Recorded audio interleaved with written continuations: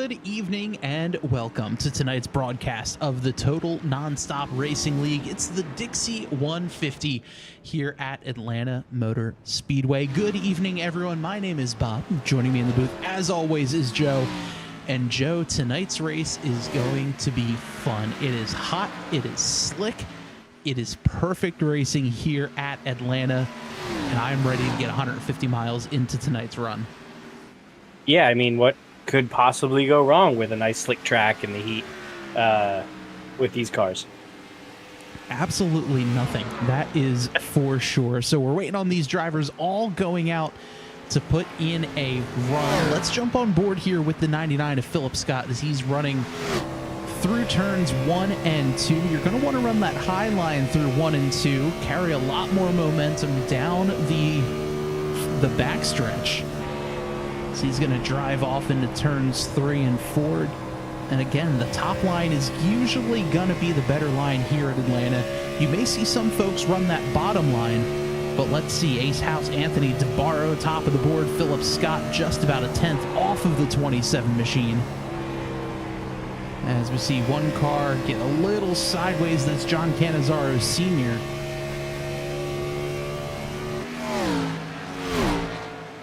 Be interesting to see how Cannizzaro Sr. does this race.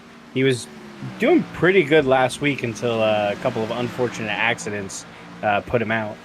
Yeah, especially that restart caution here. And, you know, that's one thing, Joe, that these drivers are going to have to keep an eye out for here tonight is the starts and any restarts that we may have because of how hot and slick this track is and because this is an old surface. This surface is from 2008.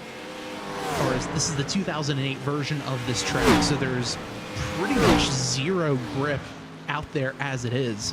So it's going to be interesting to see how these drivers handle and prepare themselves for A, the initial start, but B, any restarts that we may see out on track, because there's really not a whole lot of grip coming to the line. Yeah, which, you know, leads to the fun amounts of chaos. That is true. There is no such thing as too much chaos when it comes to sim racing here. And, you know, Joe, one of the things that I want to take a look at so far is the point standings here for tonight.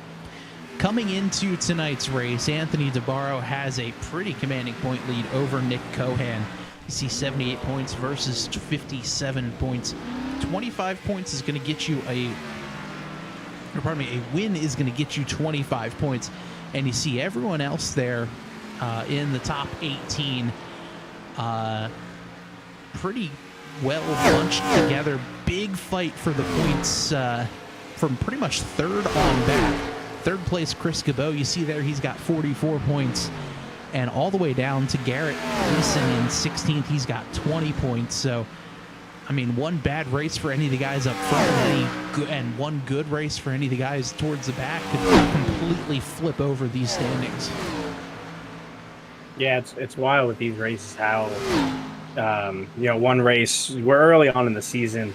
It's kind of like, you know, one race could pull anybody up. So it's still anybody's game. That is for sure. As we see now, here's the 21 of Nick Cohan. And as we see there, that 21 machine sporting some Dizzy oil out on there. So he does finally pick up that sponsorship he was saying he's been missing. So good to see some sponsors there on that 21.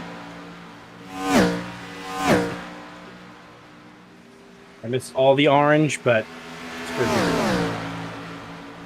Here's the 27 of Anthony DeBarro. Let's see if he's going to be able to improve from his first outing. He runs a little bit slower that time by. DeBarro 30.67. That'll put him in P3.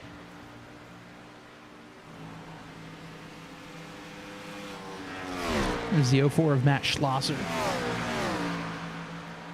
Xander in the chat says, let's go 11. Cheering on Nick Simpson.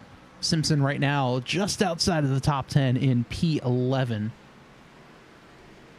As, oh, the 21, Nick Cohan He's going to go for a bit of a ride there coming across the line. Yeah, he was trying to pull a Fast and Furious coming across turn 4. Yeah, let's take a look here to see what happened to him. Oh man, it started way back coming out of turn 4. Like you mentioned, Joe. Just got up, got a little sideways, little wall tap, and just looks like fun there as he comes through the Dirt Legends Oval. And style points almost landed wrong box, but I think he's just saying hi to Jason Schue's crew. That's that's what I'm saying here. Is the race medevac helicopter is in town, and why not? Let's take a look here at the starting lineup for tonight's Dixie 150, powered by Jake Bustos.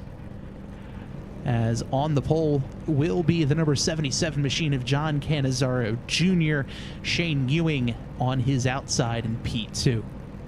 Row number 2, we have Anthony DeBarro and Philip Scott, Nick Cohan and Matt Schlosser in row number 3, Jonathan Gaston, Jamar Dumas, row number 4, and rounding out row number 5 is Rob Williams and Ace House. Robert Tripp is in row number 6 alongside Nick Simpson. Row number 7, we have Jacob Bettis and William Ratcliffe. Jason Schue, John Cannizzaro Sr. in row number 8. Row number 9 has Ross Stevens and Chris Gabeau. Garrett Gleason and Johnny Williams make up row number 10. And Adam Stewart starting shotgun on the field tonight in row number 11 in that Welts Clothing number 4 machine. So, Joe, 150 miles out there tonight, 100 laps. This one is going to be a heck of a lot of fun, and I'm already looking forward to it. Absolutely. I mean, this is a classic track. This is like the track that everyone knows from every video game you've ever played, because usually it's one of the first tracks you play.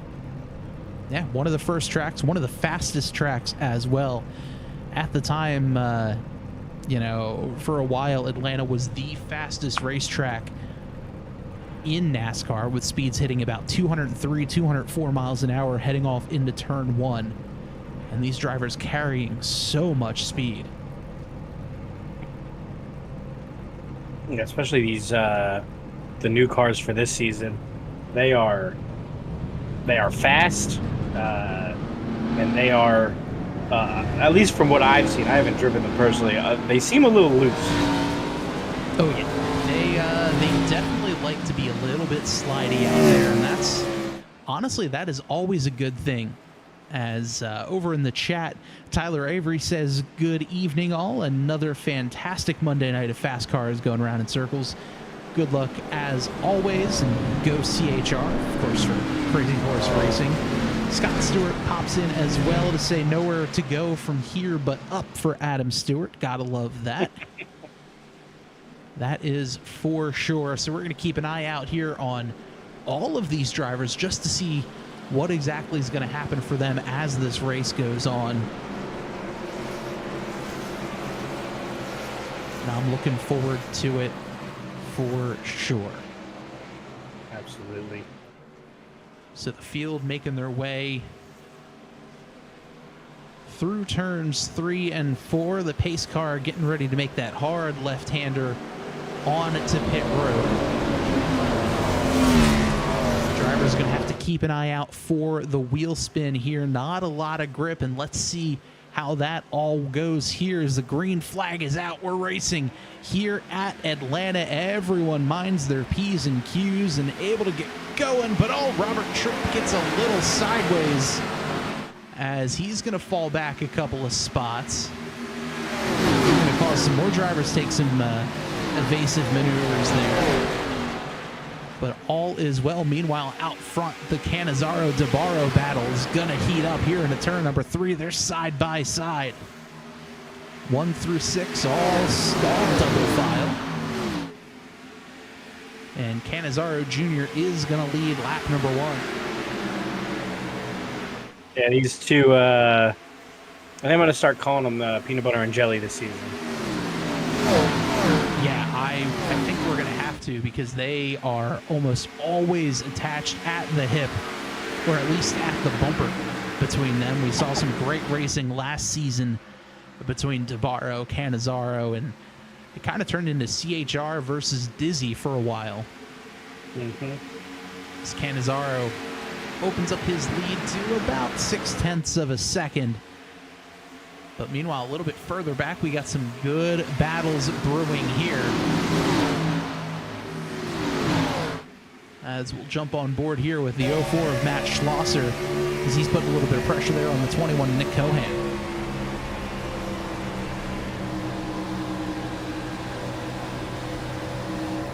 He's also side by side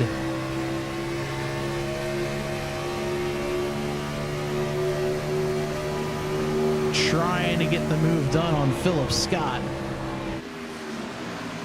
Easier said than done.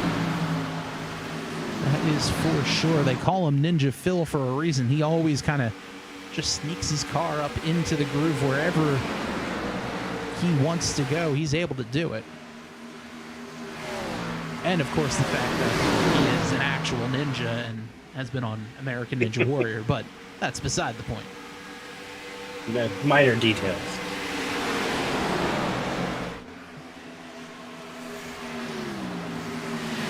Cannizzaro opens up about a 1.8 or 1.3 second lead over Anthony DeBarro. Now, this is what always worries me with these races. Cannizzaro usually gets off to a huge hot start, but he ends up burning out his tires quicker than everybody else does. The Dizzy guys usually like to set their own pace. So this is kind of the classic race we always see. Is Cannizzaro going to have enough in the tank, or in the tires in this case, for the race? Yeah, that's definitely going to be the big question here. He's opened up that gap now to 1.6 seconds. And, I mean, Atlanta here is just unrelenting when it comes to tires. It's basically the equivalent of driving your car over a road made out of cheese graters. It just absolutely shreds tires, and it's so difficult to save here. So it's going to be interesting to see how Cannizzaro can hold on and, see what exactly happens. Yeah. I also have no idea what the pitch strategies are this race.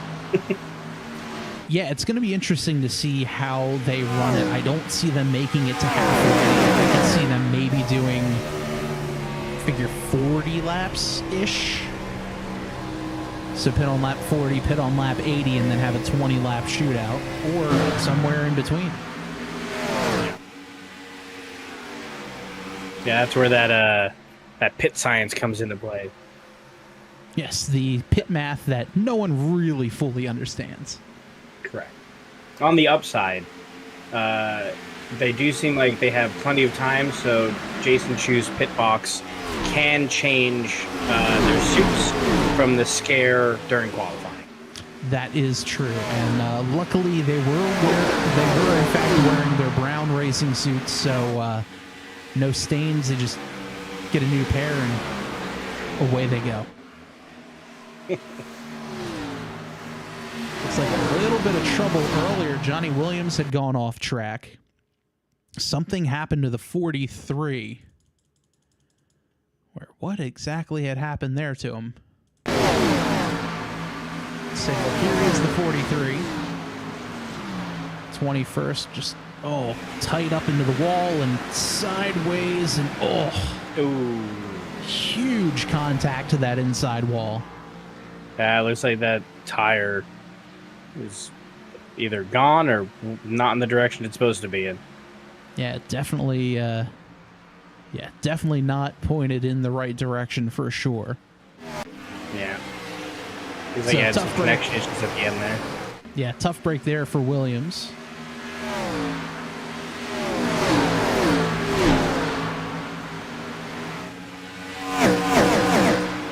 Meanwhile, out front, that lead is kind of stabilized at about 1.5 seconds. Here's a great battle. This one for third.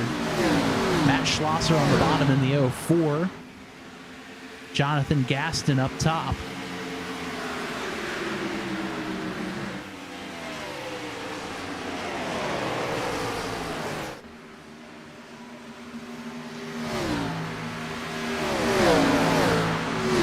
These two back and forth for several laps.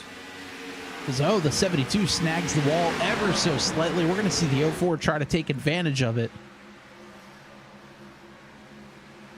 Great camera angles here provided by our friends at TrackCams4Gourmets. Check them out online, trackcams22.com, or in the link in the video description down below.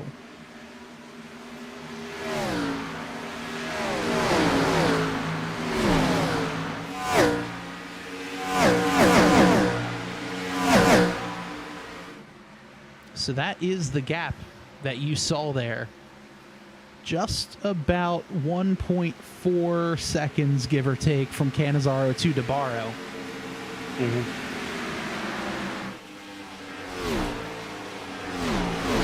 The rest of the field is one car just scraped the wall ever so slightly. That's just them in every single inch of the racetrack. Higher, just more speed out the gate.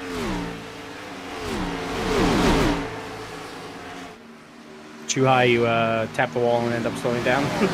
Pretty much. You just try to, maximize your entry, try to stay out as wide as possible to keep and carry that momentum, and sometimes that wall just kind of sticks out ever so slightly. This is the old version of Atlanta, so this is back before they had to have the safer barriers there all the way around. You'll see, especially here as they exit the backstretch, that wall just kind of juts out ever so slightly, and it is so easy to tag on entry. Is that what caused the remodel? A mixture between paving and just management wanting a bit of a change, going from a standard 1.5-mile track. It's still the same layout. They upped the banking a little bit and essentially turned it into a super speedway, just like Daytona Talladega, but 1.5 miles long instead of 2.5. Because it needed a repave, they just figured, why not reconfigure too? I'm here for it. Meanwhile, a little bit further back, we've got a good battle. This is the fight for 12th between Will Ratcliffe. He's in 12th. He's trying to put some pressure on to Rob Williams. Jacob Bettis, Jason Schue fighting just behind them.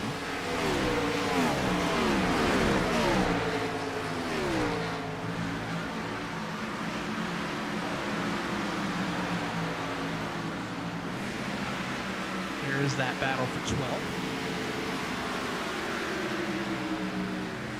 Not much of a battle brewing at the moment.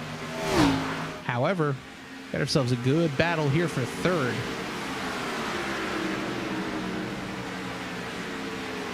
And while we're looking at the top, look who's catching up.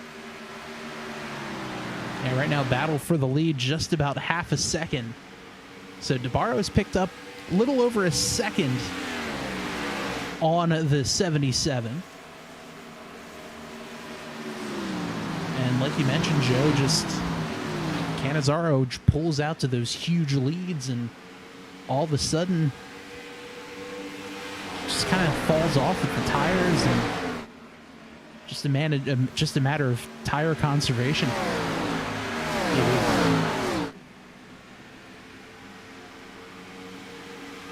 That being said, you never know what the pit strategy is. Maybe he's going to do a reverse to 20-40-40. Who knows? Looks like Adam Stewart has an issue. Looks like he had to jump to the pits. Let's take a look to see what had happened there for the number 4.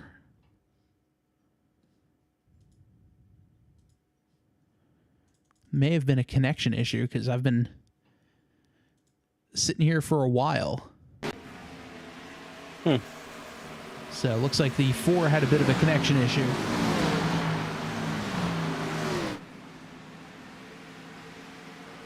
As, oh, little bit of contact between the 77 and the 27. Now we're going to see DeBarro dive to the inside.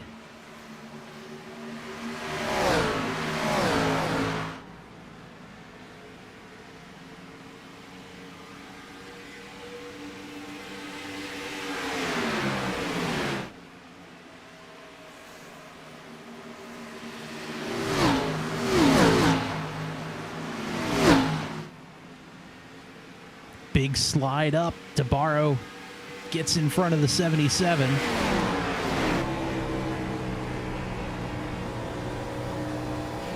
DeBarro running the top line. He's going to get a good drive off the corner.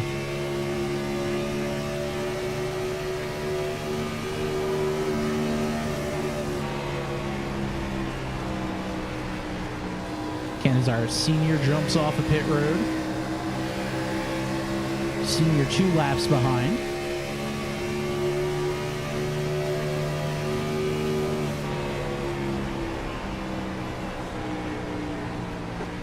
Yeah, it's a long pit drive while you're down there. It really is. About a minute. And what makes it even tougher is the fact that in the current version of Atlanta, because of the speeds being so high, you actually have to enter pit road on the backstretch and hold your pit road speed all the way. You do have a crash right here, all the way through. And yeah, it looks like some trouble on the racetrack. That's the 95 of William Radcliffe. But he's going to stay down below. Let's take a look here to see what happened with the 95. He's side by side with the 19. 19 just kind of gets tight and they get hooked around. And, oh, bit of a hard hit. Yeah, he's currently in the pits with no front bumper. And yet we see some weird damage on the car as you see him just kind of spitting something out of the side of his car. No, it looks like they were able to put the front bumper back on. Okay, always glad to see these crews come with spares. Yeah. I got to imagine at a track like this, having the front bumper is essential. Yeah, I would venture to say that's the case. Yeah. Like road courses, you can kind of get away. Yeah, you lose your bumper, it's whatever. But not in Atlanta. Yeah, definitely not. Definitely aero dependent for sure. Yeah. Looks like he's getting some damage repaired. Meanwhile, right now, Shane Ewing trying to put some pressure here on the 99 of Philip Scott.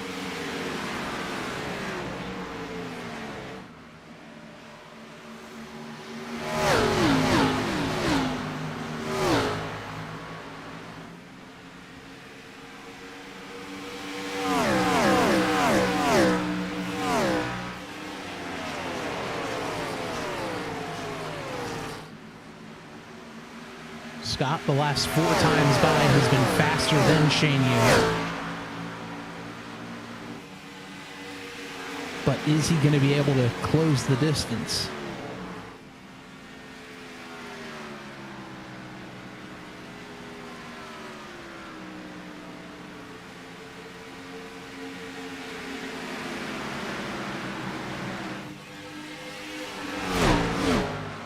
Meanwhile, a little bit further back, Robert Tripp trying to put the pressure on Rob Williams. This is a battle for 14th.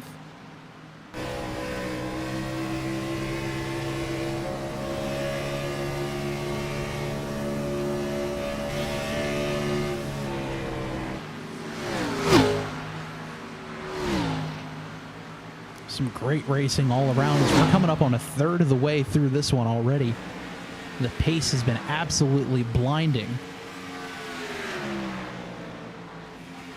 Yeah, it was, they got a little bit of help from the weather. It looks like track temps are down to about 100 degrees. So that's the good graces. Yeah, we will certainly take that, as we see here 78-degree air temp.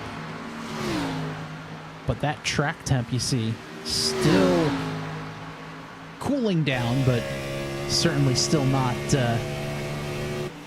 chilly by any sense of the imagination. Yeah, no. Not barefoot in this road. Definitely not.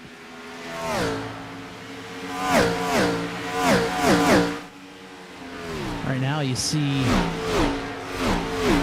field flutter by. Putting Will Ratcliffe another lap down is Anthony DeBarro. He's going to set his sights there on the 89 of Ross Stevens.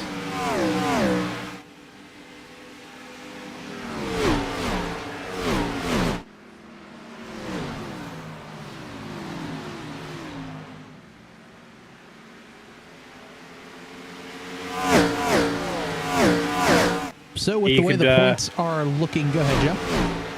I was going to say, if you look at Cananzaro, you can kind of see his tires are shot. You can tell by his exits. Every now and then his back end is getting a little loose. I don't know how long he's going to try to hold out for tires, but it looks like he's going to need them soon. Yeah, I can definitely see that being just a hair frustrating, because he's out there saying, man, I led so many laps here. All right, maybe I'll be able to sit there and just kind of back off a little bit the next run through. But taking a look here at the points as they run, does not want to update, so maybe never mind. It looks like pits have started. Yeah, bunch of guys making their way down onto pit road. There's Shane Ewing. He's on. Chris Cabot is on as well, so we can probably expect the rest of the Dizzy bunch to make their way down. You see Jamar Dumas and Jonathan Gaston there. Let's see, is DeBarro? No, he is not pitting. No one else in the top 5 deciding to pit quite yet. Is now Philip Scott taking a peek to the inside around Schlosser.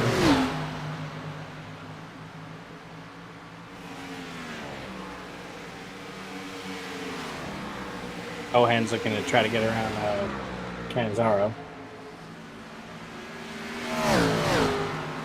Yeah, here comes Cohen.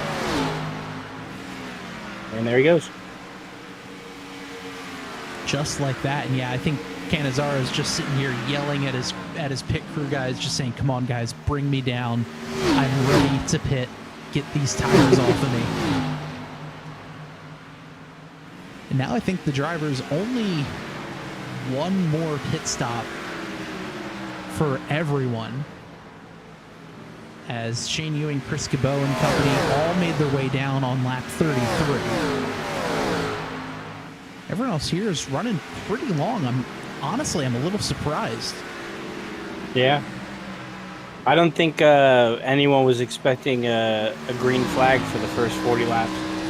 No, certainly not. However, I am a little afraid that if one yellow were to come out, we may actually see more come out, just because they're used to the way, one way how the car drives. They're just going to assume it's going to be the same when they restart and they lose grip, and next thing you know, we see a big pileup coming to the green.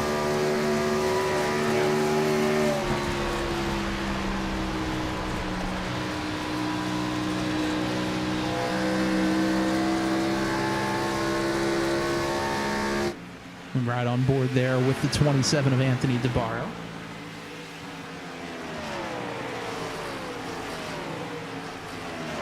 Philip Scott now starting to put a little bit of pressure here on the 77. Jason Schue down on pit road. So now only the top 8 have yet to pit. Yeah, I'm assuming they're trying to get to that magic 40. That's kind of my guess, to make it, pit lap 40. And then honestly, anytime after lap 60, they could come back down and make it the rest of the way. But I don't know if that's really going to be the best idea. Well, if you're someone like a Canizaro, I think that's your only option, is to try to do the rest 30-30. Yeah, and just kind of split it. Yeah, his tires fall off hard, so... What options do you have?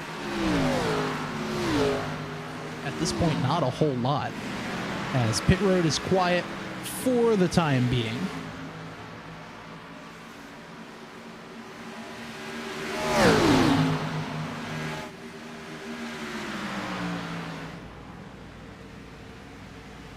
No one there quite ready to make their way down pit road.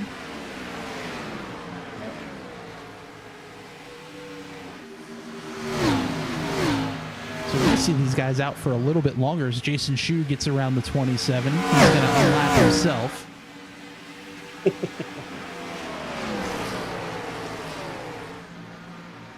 Not today, Jabbar.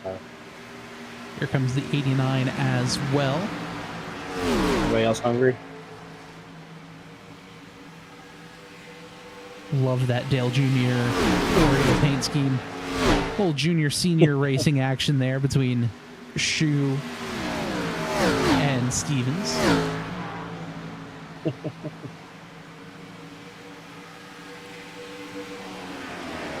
After all, it is Oreo Monday. That's a thing. It was for me at work. My boss at the time and I would go out and find the most random flavors of Oreos, to the point where he actually went onto eBay and bought just random Japanese, Chinese, non-American flavors of Oreo. So I've had wasabi, I've had seaweed, I've had buffalo chicken wing. We're just talking about cookies, right? Yeah, and it was as bad as you think it was. Did it come with like dipping sauce? Nope. Maybe it should have. Probably would have slightly helped. Ranch instead of milk. Oh no. I couldn't even finish that. Why would you bring that phrase into existence? It's got to be blue cheese, obviously. It's what you pay me for.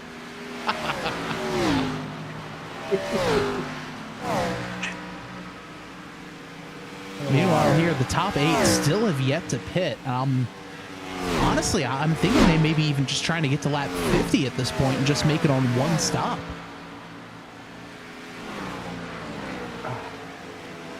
Yeah, I mean, if it's doable, I don't know how they're looking to gas, but I guess they're trying to figure that out. Well, as we say that, no, I thought the 27 was going to make his way down pit road, but I guess he didn't. And because of that, that's going to open the door to Nick Cohan as John Cannizzaro Jr. heads down pit road.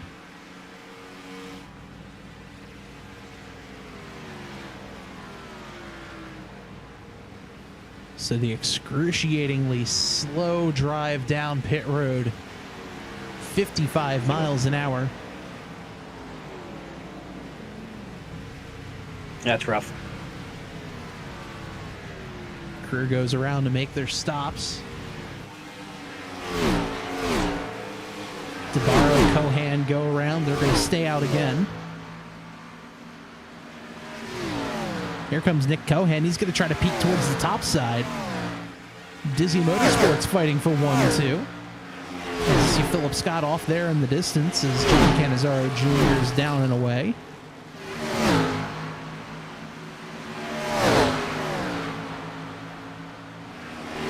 There's the other Dizzy driver. That's Chris Gabot in the 25.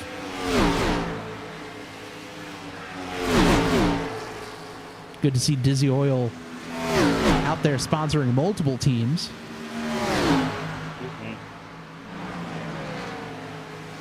And now it looks like DeBarro pulling down to the inside. He's just going to let Cohan go.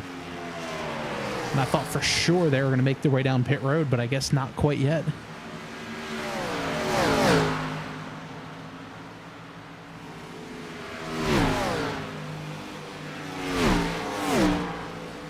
Philip Scott just about 6.5 seconds behind this fight.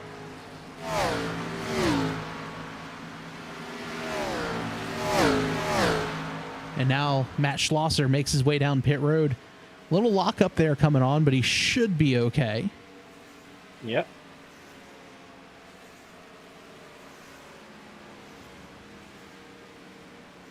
Number 4, Ace House having himself a pretty good race, sitting in 4th.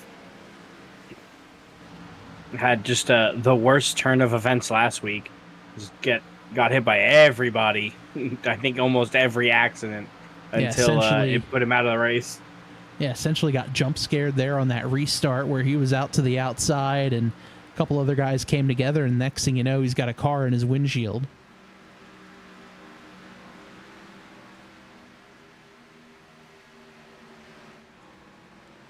Meanwhile, here's Nick Cohan, our leader. He's opened up about a second over Anthony DeBarro. And now they're past halfway, so now I'm wondering if they're just going to go as long as they possibly can and, you know, maybe... If you're holding the lead. Maybe just try to pin everyone a lap down, steal a yellow, and keep it to only about 8 guys. I think Scott is trying to do the same, but I just saw him tap the wall. I don't think he has any grip left in those tires. No, I don't think so either. So here comes Nick Cohan hard down onto pit road. DeBarro there as well. I'm going to assume Philip Scott will also. No, Philip Scott stays out. So he's Scott is going to stay out. Gets his lap, right? He gets his point for leading a lap. Potentially he could have, depending on where the 21 and the 27 were in relation to the start-finish line. So now it looks like Philip Scott is going to let the 77 go. He'll swing up the track, back down, and trying to hit his marks is the 99. A little slide, but he should be okay. Yeah. So that'll just leave, nothing left in those tires, man. That'll just leave Nick Simpson. Nick Simpson trying to lead a lap here. Can he do it? No, maybe.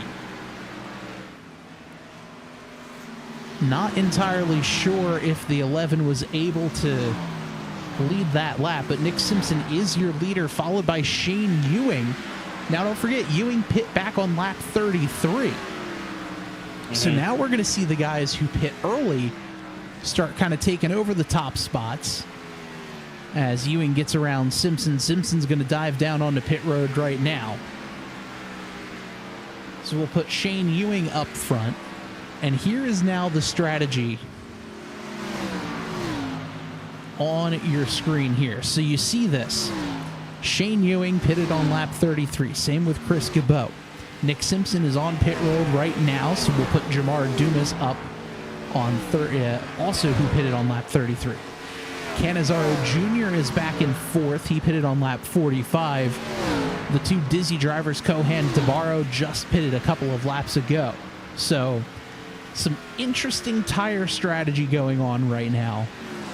And to be honest with you, Joe, I don't really know how this is going to work out because Ewing, Gabot, Dumas, and company all need to come back down again.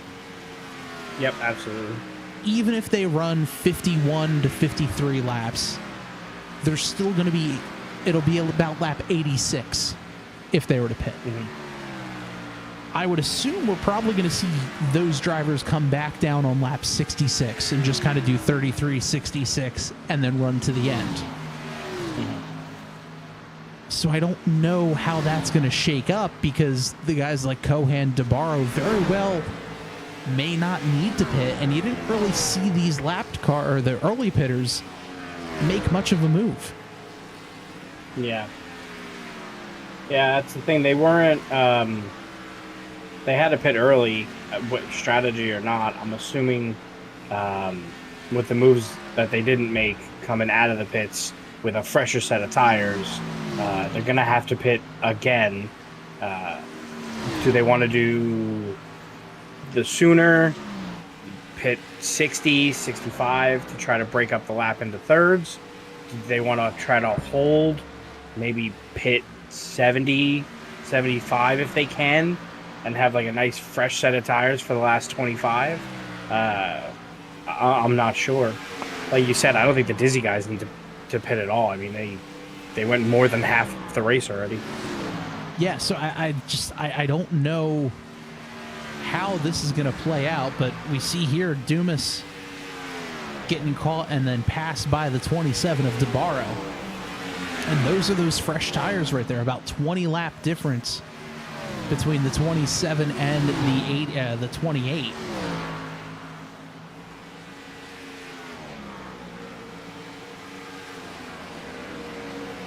Actually, a 17 lap difference. So I think that's how math works. Yeah. They're more like guidelines.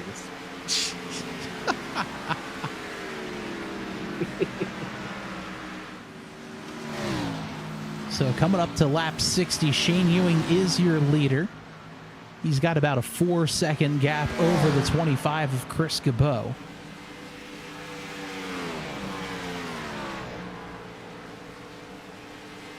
There is Gabeau in the number 25 machine. Behind him is Ace House. House back in 11th. First car 1 lap down. So if a yellow were to come out, he'd be the free pass recipient.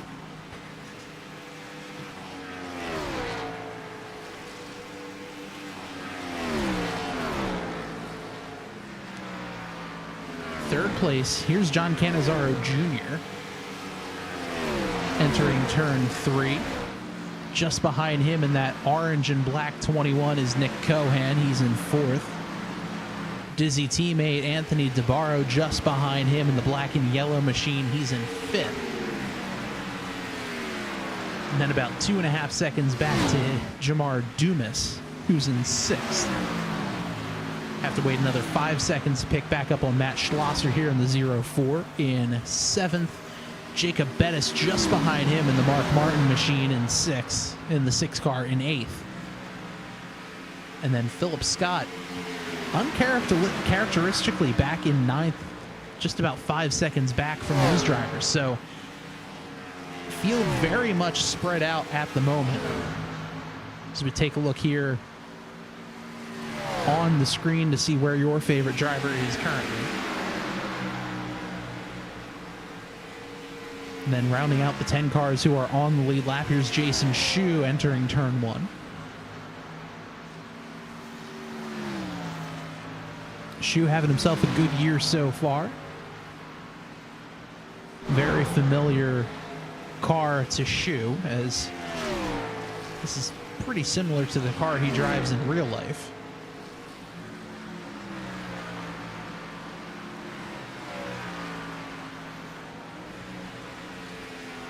It was a wild sentence.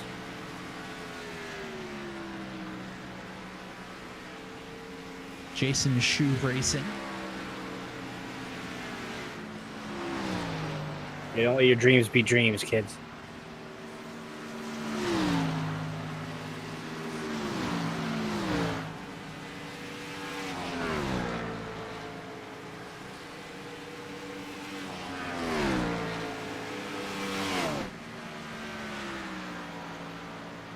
So right now, Shane Ewing, his lead opening now to about 3 seconds. As Shane Ewing heading down pit road.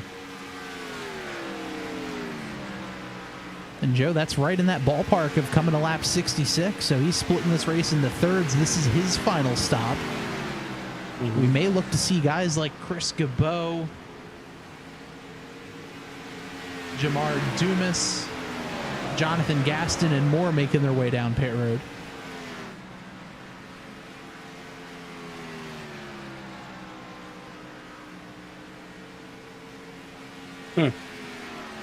So this is where all the strategies are going to kind of diverge, the 2 stoppers versus the 1 stoppers.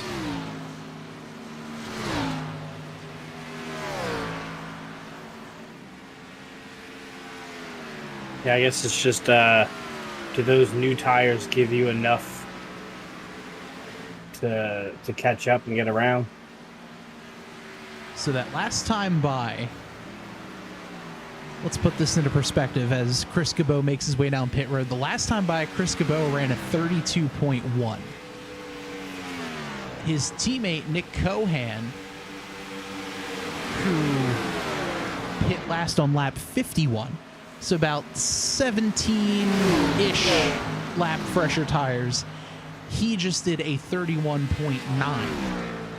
So you're getting about half a second or so difference between those drivers just on 20 lap tires. So that is a fairly decent split. It's Cabot's down and away. Jamar Dumas in his box.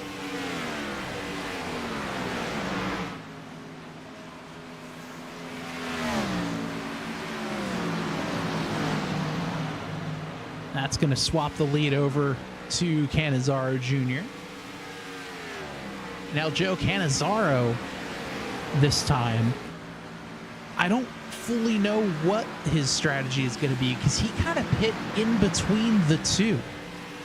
A lot of these guys, like we said, pit on lap 33, so they're going to do the 33, 66, and so on. Cannizzaro pit on lap 45. I wonder if he, because he jumped out to such a huge lead that first stint, he wound up using a little bit too much fuel and couldn't make it past lap 50. So now I think he's going to have to make that decision to where, okay, I can't make it the rest of the way on fuel. I don't want to pit now. And he's going to kind of be on a bit of an island with an interesting strategy that I don't know how that's necessarily going to pay off. Yeah, I mean, he was able to bring himself right back up to the front. That's the thing with Cannizzaro is his first 15 to 20 laps are, insane pace. So my guess is he's probably going to try to get to like lap 80, and then he'll pit again and he'll be able to race real hard for the last 20. Yeah, I could definitely see something like that happening. Just because he is a driver with, the short run speed is absolutely there.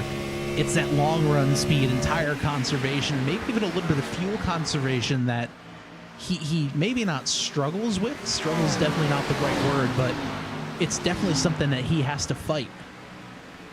Yeah.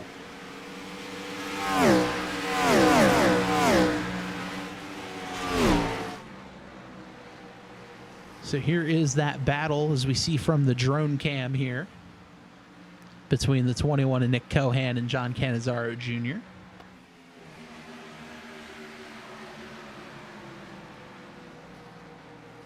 Going around the 95 of Will Ratcliffe, the Ratcliffe Reviews machine.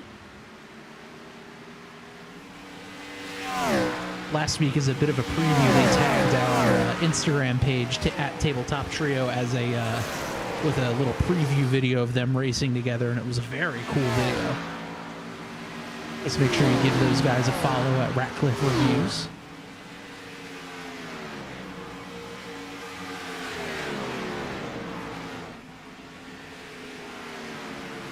But Joe, right now, 0.2 of a second separating the 21 of Nick Cohan and the 77 of John Cannizzaro Jr. And then just barely lurking out of frame is that 27 of Anthony DeBarro. Absolutely. And Simpson is there. He's not going to want to fall behind because he's going to want to try to make his lap up. Yeah, Simpson right now, the first car one lap down, so should a yellow come out, he is going to be the free pass driver for tonight. So we'll see how that one treats us.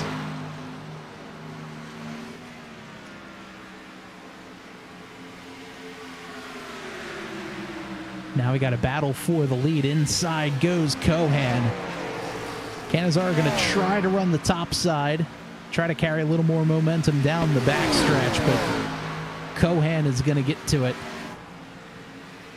Now it's a bit of a dizzy sandwich with Cannizzaro in the middle. Mm-hmm. Coming to 25 laps remaining.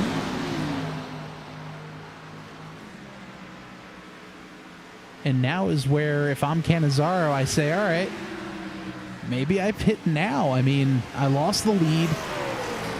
Starting to fall back a little bit. Yeah, what's my comfort where I could really work these tires? How many laps do I have left that I could really just give it all and not have to worry about getting loose. Well, then again, as we say that, Cannizzaro is going to spring ahead, take a peek to the inside of Nick Cohan. Not going to be enough. He's got a dizzy driver behind him in Anthony DeBarro as well.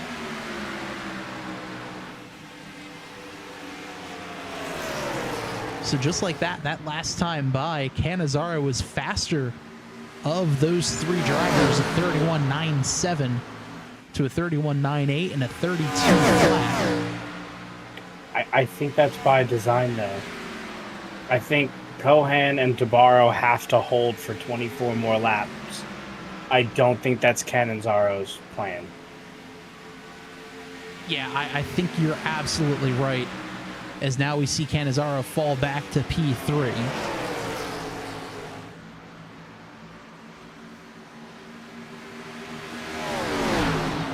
But I still think Cannizzaro, I don't think he's gonna be able to make it the rest of the way on fuel, but B, if he's fighting like this, he's definitely not going to be able to make it, even if there's a chance that he does. So I wonder if I cut my losses now, pit as quickly as I can. Yeah, you're going to go down a lap, maybe even 2 laps, but you know, maybe you have to kind of see what you can do and almost gamble and get those fresh tires now. Yeah. But then again, I could just very well be talking out of my nose. Well, there's Cannizzaro Sr. So if there was any strategy talked, it seems like maybe that was the plan. Yeah, I mean, very well could be. I know Tyler Avery, who was in our chat earlier, is kind of the crew chief slash spotter slash cheerleader Painter for these crazy horse drivers. Definitely painter as well. So, you know, I wonder if there's just the strategy that we're a little too smooth-brained to follow. Hey, they just paid me to talk here, not drive. And of course, as we're saying that, it looked like the 77 was thinking about making his way down pit road.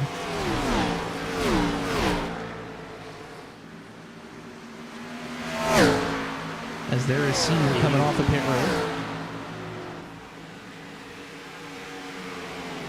Let's see if he Bettis if he pits drops now. down this way.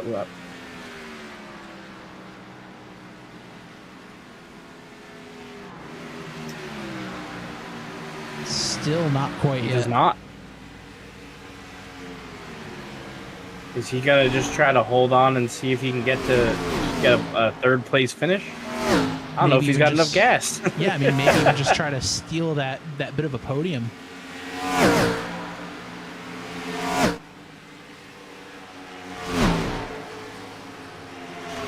All right, now, Joe, we've got ourselves a great battle for the lead. Cohan up top, DeBarro down on the bottom. Dizzy drivers having at it.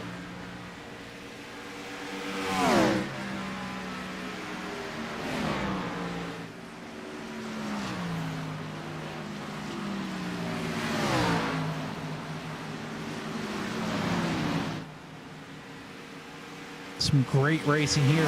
18 laps remain. Cohan and DeBarro very likely have plenty of fuel to finish this one. Cannizzaro last pit on lap 45. Schlosser on 48. Philip Scott on 52. So I think if anyone is poised more to pick up some more spots here, it's going to be the 99 of Philip Scott. I think if I'm Cannizzaro, I kind of pit in a weird spot. Maybe even Schlosser, but Schlosser very well could save some. I think it's going to be pretty interesting to see what these guys do. Yeah, I wonder if Cannizzaro is in like save mode. Figure he's got 7 seconds. Can I hold 7 seconds over 16 laps and have gas? Yeah, so the last couple of laps, I mean, look at that. Lap 81, Cannizzaro was half a second slower. 82, another half a second slower. Same with 83. Last time, oh, trouble, the 21 of Cohan and the 27 come together. Everyone stayed forward. Let's take a look to see what happened there with the 21 and the 6.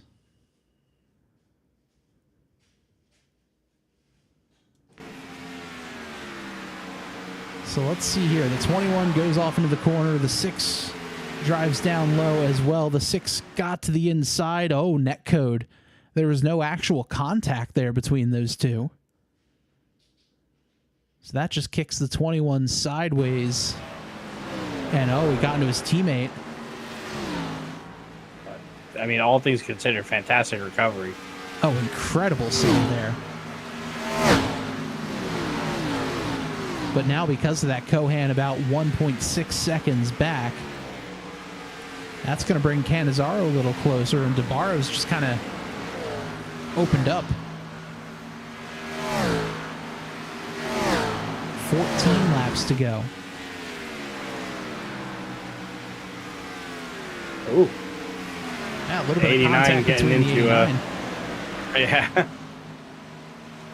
Love bump. And I think right there, that's difficult to judge because of the way the dog leg is there in the quad oval.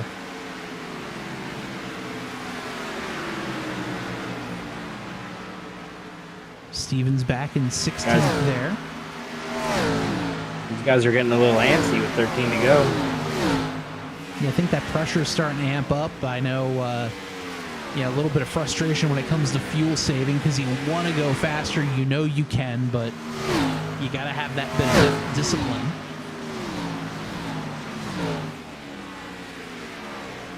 Let's take a look here at the lap times. We'll ignore the last couple of laps, but last time by Cohan was faster than DeBarro. Or pardon me, DeBarro was faster than Cohan.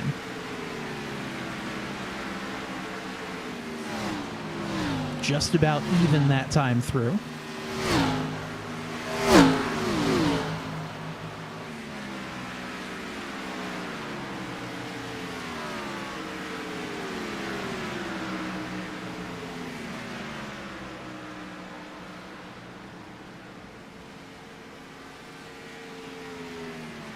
Jonathan Gaston makes his way down pit road.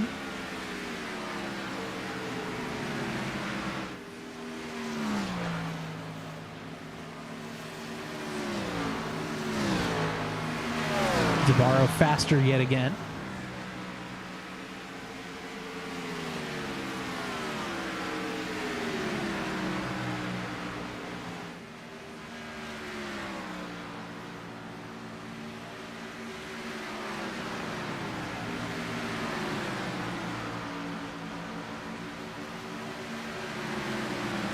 There's Philip Scott. Scott currently sitting P4. 11 and a half seconds back from our leader, Anthony DeBarro.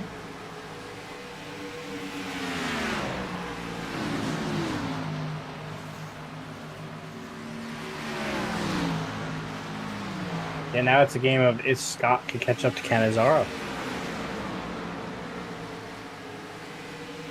Yeah, we'll see. I mean, I feel like Cannizzaro may have to pit, but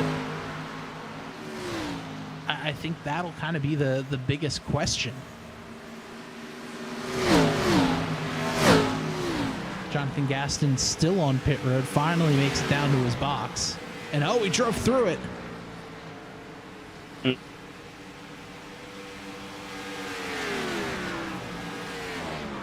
Crew going to work. Might be fuel only, as looks like the 72 just exited his car. Up front, here's the 19.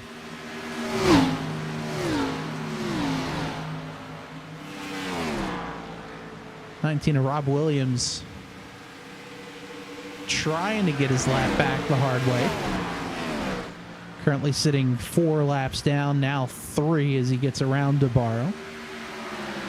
DeBarro opening up a 1.8 second lead over Nick Cohan.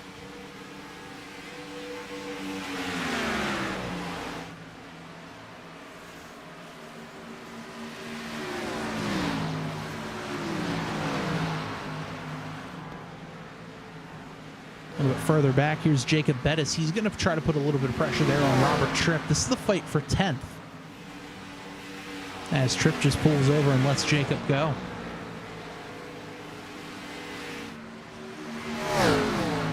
Interesting.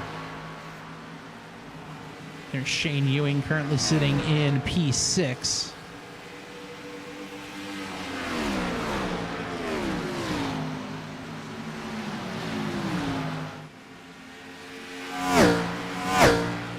But 5 laps to go. We'll see who has enough to make it the rest of the way. Who's trying to save as much as they can. Yeah, I mean, Scott's holding on. Cannizaro's dropping quickly. I gotta imagine he's in fuel safe. Yeah, I definitely think he has to be.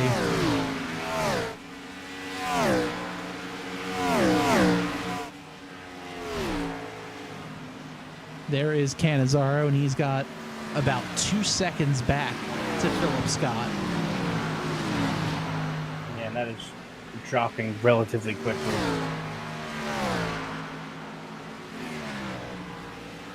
But another dizzy day here at TNR. Anthony DeBarro leading this one with 3 laps remaining. And I thought for sure this was going to be Nick Cohan's race to win, but a little bit of an altercation between he and a lapped car sent him sideways into Anthony DeBarro. DeBarro able to recover much better than the 21 did. And that's why we're at almost a 3-second lead between the two drivers.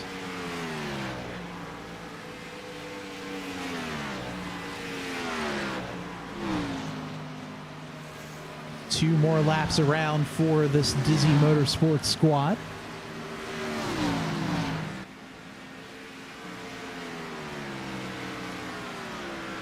Is Cohan going to have enough to catch?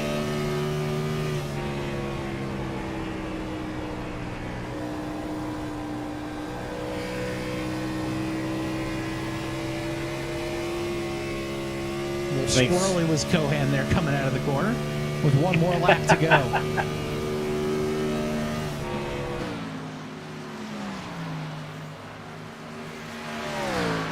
Down the backstretch for one final time. The fuel is going to hold, but will it hold for anyone else? Checkered flag is in the air. Anthony DeBarro out of turn number 4. DeBarro's going to win the Dixie 150. Nick Cohan comes in P2. Here's the fight for 3rd. John Cannizzaro Jr. makes it. He'll come home in 3rd. Philip Scott in 4th.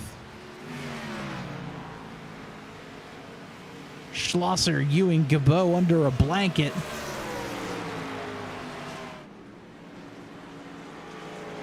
Ace House comes home 8th. Nick Simpson 9th. Jacob Bettis rounds out our top 10 for this evening. Wow, what a race. Amazing. And I do think DeBarro's going to have plenty for a little dizzy donut section here at the end.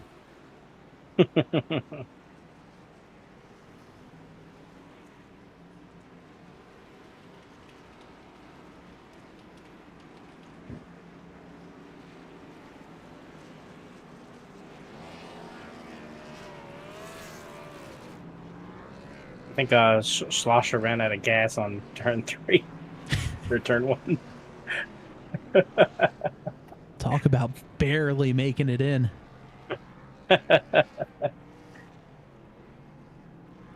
What a finish. What a race. Anthony DeBarro gets the win.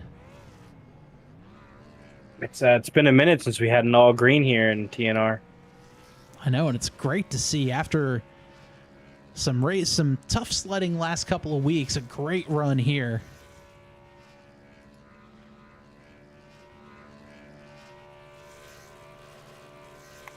As we'll start pulling some of these drivers into the waiting room.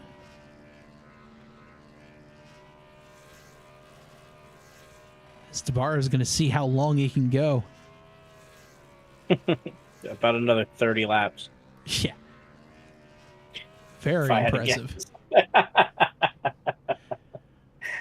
But now that those celebrations are done, let's start with our post-race interviews. Joe, I do believe you've caught up with our third place finisher, driver of the number 77 machine, John Cannizzaro Jr. Further. Hey, John, congrats on the third place victory. We were a little worried about you out there. Did you have enough gas, or were you pulling back real hard? Well, I was just telling Anthony that from coming off pit road to the checkered flag, I broke even on gas. I had to save about, I think it was 3 laps because I just couldn't drive that car anymore. My right front was down to 10%. I have seen dump trucks on ice have more turn radius than what I had in that car. So, as much as I wanted to do what I did at Chicagoland last year and put on a fight while saving, I couldn't do it. I don't have the talent. I don't have the capabilities to do it. So put up my little fight and said, I gotta take it. I'm not running full time. There's no reason to go act stupid, I'll say, for no reason. Now, with that, we saw you had an early pit strategy. Did you kind of plan where you're going to pit, or did you kind of on the fly adjust?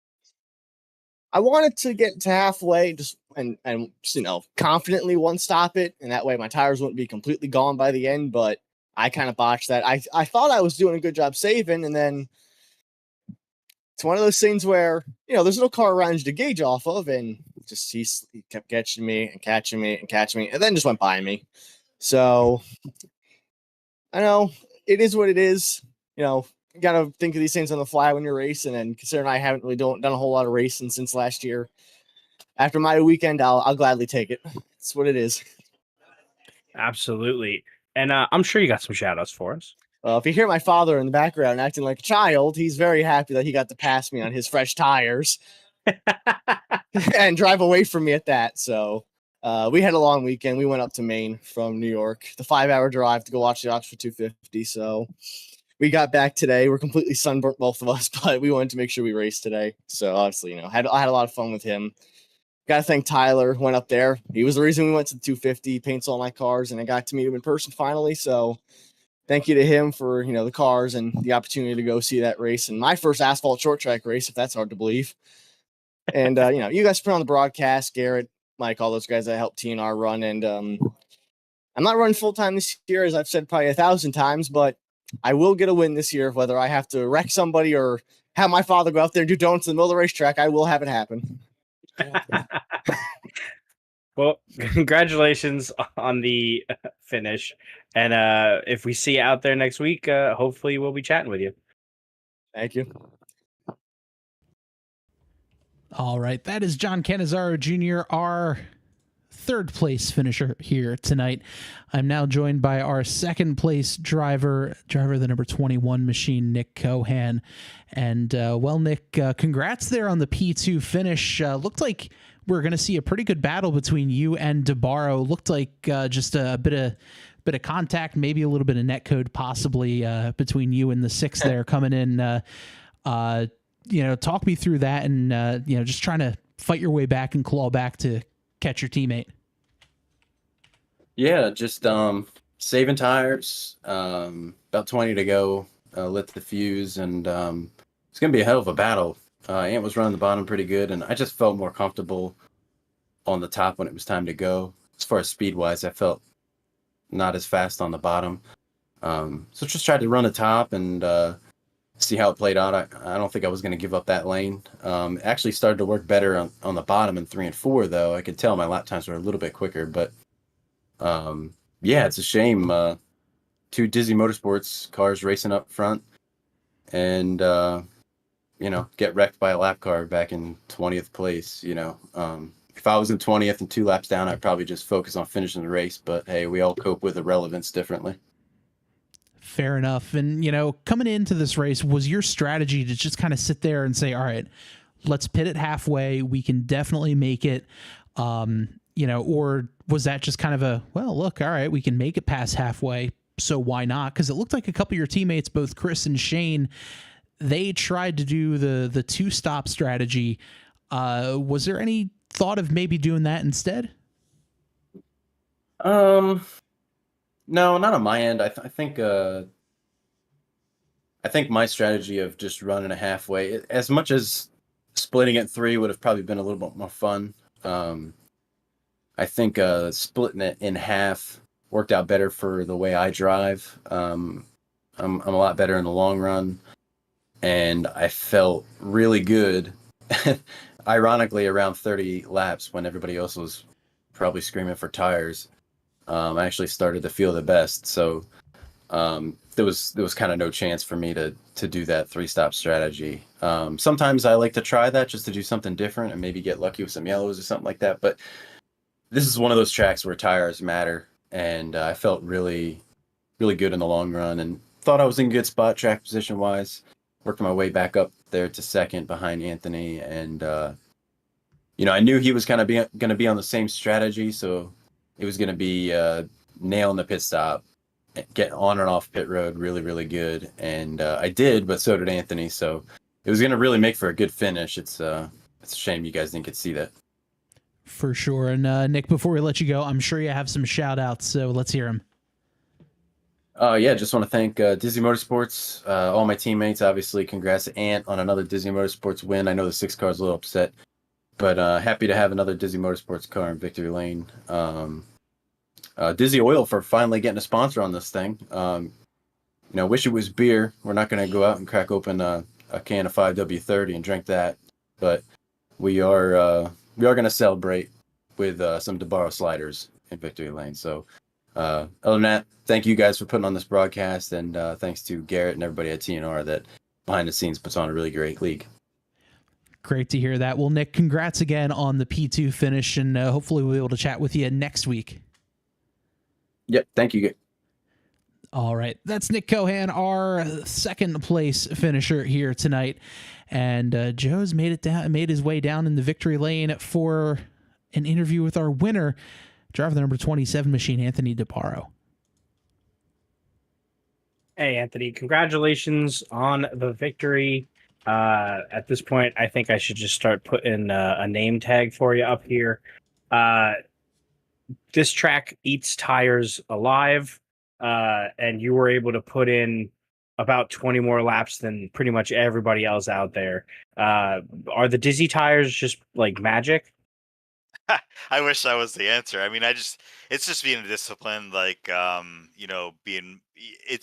it's so easy to get in, like, oh, you're like, you're right. We're all racers. You want to just go for the lead at every lap. But I mean, if you'd be mindful of how much you turn in the steering wheel and your speed in the center of the corners, it really will pay off. You got to think total run time, lap time over 50 laps. And yeah, you go fast in the beginning, you'll burn them up, and then you're going to be, 3/4 of a second slower than the guys that, take care of the tires a little bit. So it's kind of fun, having to do that. Some of these tracks, some of the night tracks and certain short tracks, you're not going to really be able to, it's not going to be like that. But, I think just me and Nick figured that out. It's a shame that we didn't get to race that through. We had that incident with the lap car, but I don't know if I would really even be able to get around Nick there. But I got fortunate, and we kept I almost hit the wall at first run a couple of times. I don't know if you saw that. I thought I was going to kill it, but we were fortunate to have a good pit stop, and the strategy one stop worked. I mean, I thought those guys with 2 might have gotten back to us. Yeah, absolutely. Speaking of the hit, there were no cautions in the race, no brakes. How tough is it to kind of stay locked in for the entire race? It is. It's very, very tough, and then especially with guys on varying strategies, because a lot of guys have new tires, older tires, and everyone. I just want to applaud all the drivers for being, a caution-free race. That's awesome. Makes Garrett's life a lot easier. I know we've been giving him a little hard time here the last couple of weeks, so it was nice to have a relaxing race at a mile and a half, and it's fun. These cars are a blast, and I hope it looks as good as it does in the cockpit on the broadcast for you guys. Oh, absolutely. And I'm sure you got some shout outs for us. Yeah, thank you guys. Thank you, Garrett. Thanks to my the guys at Dizzy, Chris for painting my car again, and I'm sure you guys are getting tired of talking to me, so maybe one of these weeks I'll knock the wall down and you won't have to talk to me. It's always a good time. But congrats again, and hopefully we'll be chatting with you next week. Yeah, thanks, guys. I'm really looking forward to reviewing the race. I always look forward to that. All right, that's Anthony DeBarro, our winner here tonight at Atlanta. And Joe, what a great race, a fun one, caution-free as well. So you can never complain about that. Let's take a look here at the final rundown for tonight's race. Anthony DeBarro gets the win over his teammate Nick Cohan. John Cannizzaro Jr. comes in third. Philip Scott in fourth. Matt Schlosser comes home fifth. Shane Ewing in sixth. And Chris Gabot rounding out our cars on the lead lap in seventh. Ace House comes home in eighth with Nick Simpson in ninth. Jacob Bettis in 10th. Robert Tripp comes home 11th. Jason Schue in 12th, 2 laps down. Jamar Dumas in 13th. 14th is Rob Williams, 3 laps down. John Cannizzaro Sr., 15th. Ross Stevens, 16th. Jonathan Gaston in 17th. Adam Stewart in 18th. William Ratcliffe, 19th. Garrett Gleason in 20th. And Johnny Williams rounding out our 21-car field for this evening. Next week, Joe, TNR takes a trip to South Carolina and Darlington Raceway, the egg-shaped 1.3-mile track. The Lady in Black, we're going to see plenty of wall scrapes, racing, and just a good time next week. So definitely looking forward to that one. Always. So for one final time, I am Bob. I'm Joe. And this has been the Total Nonstop Racing League Dixie 150 here at Atlanta Motor Speedway. Have a great night.